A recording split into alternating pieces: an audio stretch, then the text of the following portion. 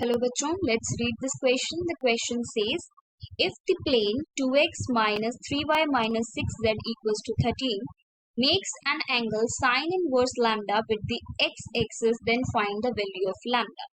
हमें यहाँ पर लैम्डा की वैल्यू फाइंड आउट करनी है, ओके एंड आपको एक प्लेन की इक्वेशन दी गई है जो कि साइन इनवर्स लैम्डा एंगल बना रहा है एट एक्स एक्सिस के साथ, और लैम्डा की वैल्यू आपको फाइंड आउट करनी है.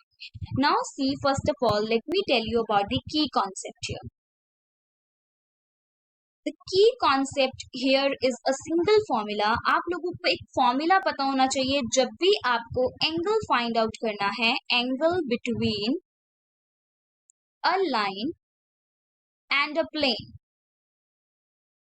उसका फॉर्मूला आपके पास होता है sine theta equals to b vector dot n vector divided by magnitude of b vector into magnitude of n vector. And this whole thing, ये सारा का सारा चीज जो है इसको हम मॉड्यूलस में लिखते हैं बिकॉज हम पॉजिटिव वैल्यू ही कंसिडर करेंगे, नेगेटिव वैल्यू को कंसिडर नहीं करेंगे. क्लियर? सो ये आपके पास फॉर्मूला, इसको हमें यूज करना है. अब क्वेश्चन में चलते हैं. सो क्वेश्चन में आपको प्लेन की इक्वेशन दी गई है.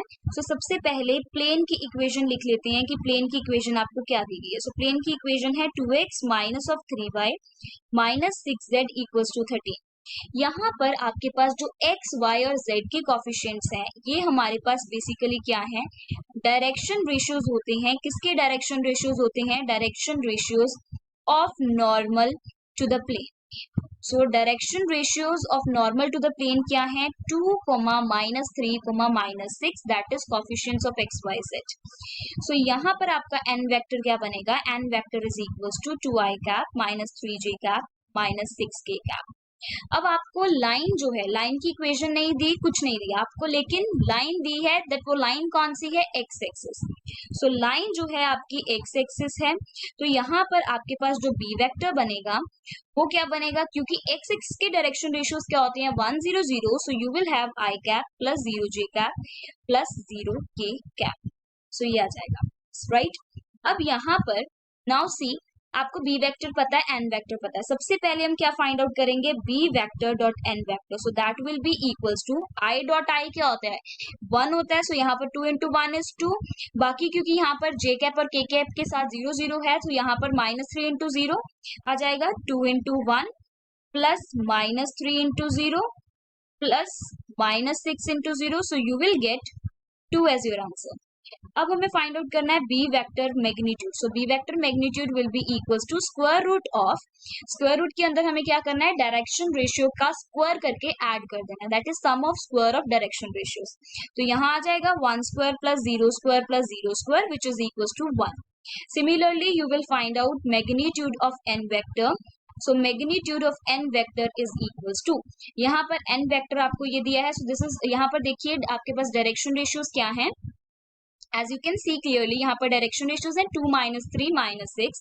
सो यहाँ आ जाएगा आपके पास 2 square plus minus 3 square plus minus of 6 whole square, ये स्क्वायर रूट के अंदर. So you are getting 4 plus 9 plus 36 which is equals to root of 49, जो कि किसके इक्वल है? 7 के इक्वल है. सो यहाँ पर साइन ऑफ थीटा क्या आ जाएगा आपके पास? Sine theta will be equals to b vector dot n vector, that is 2 divided by 1 into 7, that is 2 by 7.